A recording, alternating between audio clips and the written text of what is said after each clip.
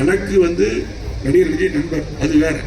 ஒரு படம் வந்து ரிலீஸ் பண்ண முடியல, நான் தான் வந்து எடப்பாடி கூட்டு போன முதலமைச்சர் கூட்டிட்டு போய் கார்ல கூட்டிட்டு போய் வீட்டுக்கு வந்து பார்த்தேன்.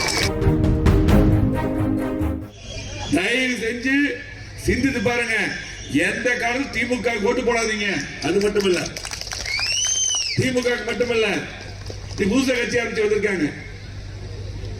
நடிகர் விஜய் தானே, சரி, இவர் வந்து பயங்கரமா பேசுறாரு.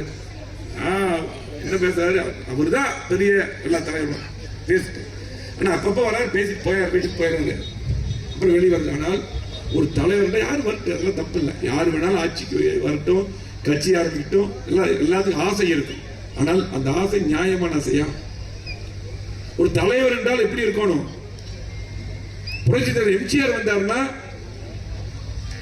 இன்றைக்கு நடித்து மட்டும் வரல. அவர் கேட்டாங்க ஆட்சிக்கு, நீங்க நடிகராக காட்டி நீங்க முதலமைச்சர், நடிகராக முதலமைச்சராக நல்லவனாக மக்கள் நல்ல திட்டங்கள் காட்டி முதலமைச்சராக தலைவனாக சொன்னார்.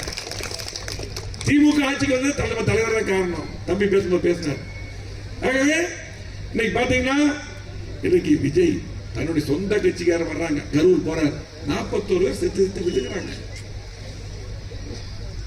அவருடைய கட்சிக்கார் சகோதரிகள் ஒவ்வொரு குடும்பத்திலும் ஒரே வாரிசு, நிறைய பேர் போயிட்டாங்க, இறந்து போயிட்டாங்க.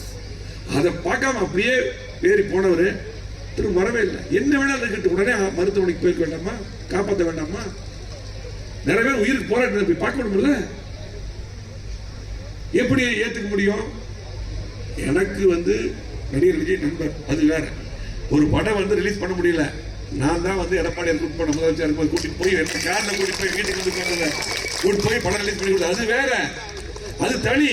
ஆனால் மக்களுக்கு இன்னைக்கு தலைவன் சொல்லிட்டு வரும்பொழுது மக்கள் உயிரை காப்பாற்றணும். சொந்த கட்சிக்காரே இன்னைக்கு பார்க்கல, எப்படி சரியா இருக்கும்? ஆகவே சிந்தித்து பாருங்க, யாருக்கு ஓட்டு போட்டாலும் அது செல்லாத ஓட்டு. நாளைக்கு நமக்கு பெரிய ஆபத்தா முடிஞ்சிடும். திமுக யாரும் ஓட்டு போட போறது இல்லை. இன்னைக்கு தொழிலாளர்கள், தொழில் முதலீட்டாளர்கள், விவசாயிகள் ஒருத்தர் திமுக ஓட்டு போட மாட்டாங்க. ஏன்னா இன்னைக்கு எதுவுமே இல்லாம போயிருச்சு. திமுக ஓட்டு போட்டு எந்த தொழில் நடக்கல. ஐயோ திமுக யாருக்குமே ஓட்டு போடாதீங்க, அண்ணா திமுக மட்டும்தான் ஓட்டு போடணும். இந்த தொகுதியில அண்ணா திமுக கூட்டணி சார்பாக யார் போட்டியிட்டாலும், யாருக்கு வேணாலும் தலை வாய்ப்பு கொடுக்கும். போட்டியிட்டாலும் நீங்கள் எல்லாம் இரட்டை இலை சின்னத்திலே வாக்களிக்க வேண்டும்.